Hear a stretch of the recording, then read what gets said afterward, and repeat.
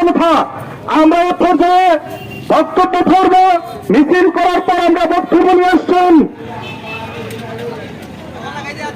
এ পর্যায়ে বক্তব্য নিয়ে আসছেন ছাত্র নেতা ফাহিম আহমদ।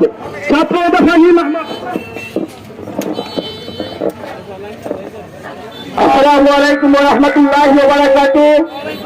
সম্মানিত তৌহিদি জনতা, আপনারা আবার প্রমাণ দিলেন বাংলাদেশের মুসলমান সারা পৃথিবীতে ঐক্যবদ্ধ, কারণ যেখানে মুসলমানের উপর আঘাত করা হবে সেখানে মুসলমান পাল্টা জবাব দেবে। আমরা ফিলিস্তিনকে, এই ফিলিস্তিনের পক্ষে আমরা বাংলার মুসলমান আছি এবং থাকবো। আমরা ইসরায়েলকে পৃথিবীর মানচিত্র থেকে আমরা সরিয়ে ফেলবো।